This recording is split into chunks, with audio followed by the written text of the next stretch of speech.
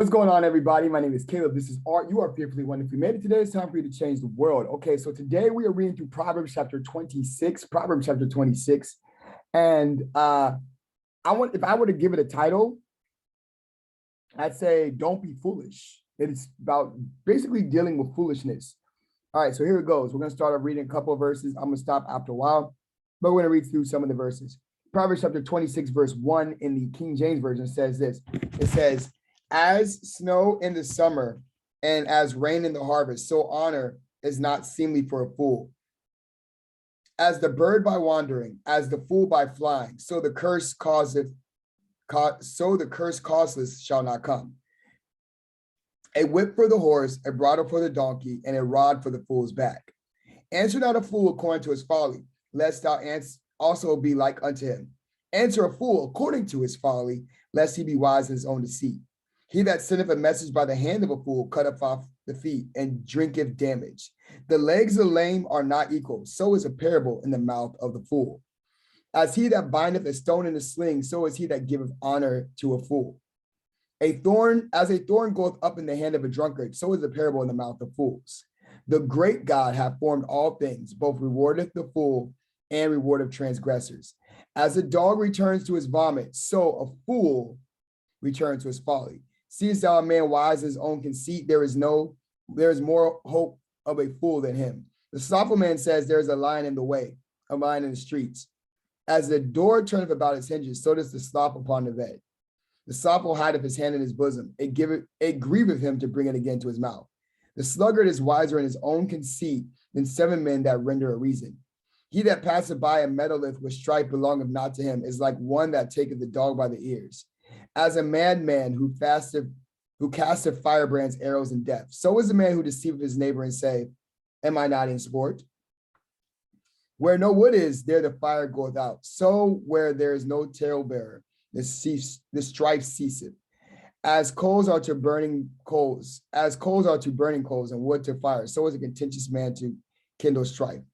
The words of a talebearer are as wounds, and they go down into the innermost parts of the belly. Burning lips and a wicked heart are like potsherd covered with silver dross. He that disassembleth with his lips and layeth up deceit within them. When the speaker is fair, believe him not, for these are 7 abominations in his heart.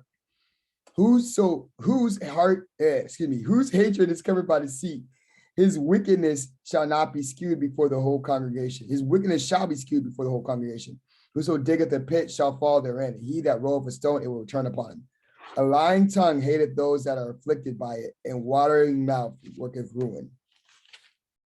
So that's Proverbs chapter 26.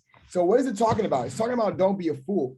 One of the first verses starts off with this, as snow in the summer, in the King James Version says, the NLT version says, honor is no more associated with fools and snow with summer or rain with harvest, right? You don't associate snow with summer. You shouldn't, unless you live in like Antarctica or the North Pole, right? So elsewise, you associate snow with the wintertime. So it's saying people don't consider a foolish person's characteristics to be honorable.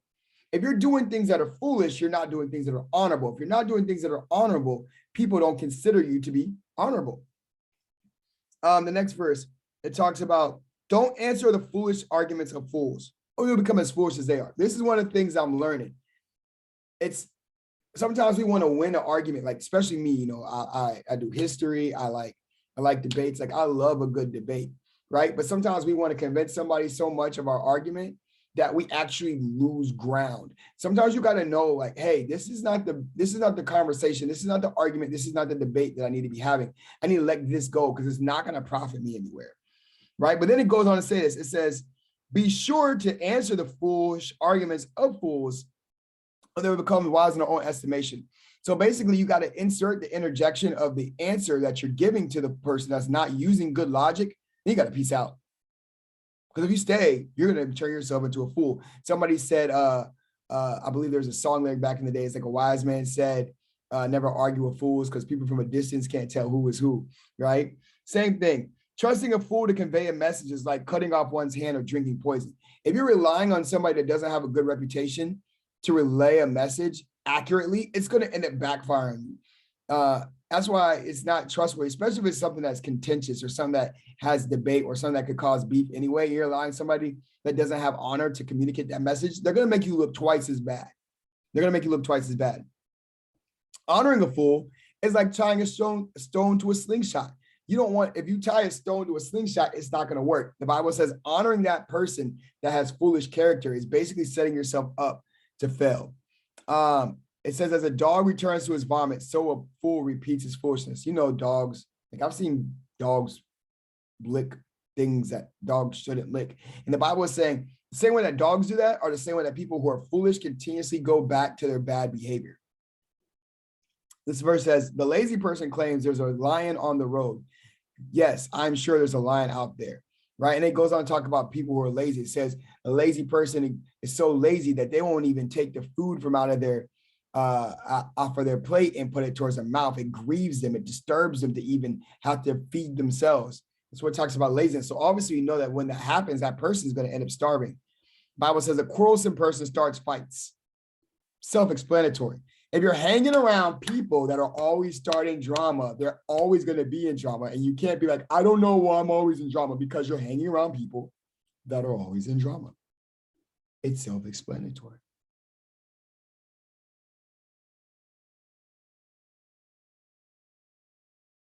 Yeah. All right. Rumors are dainty morsels that sink deep into one's heart. All right. Excuse me. It says putting confidence in a unreliable. I lost my place. All right. So it's talking about rumors. The Bible also says if you set a trap for others, you will get caught in it yourself. Basically, you reap what you sow. If you try to set somebody up for failure, it's going to come back on you.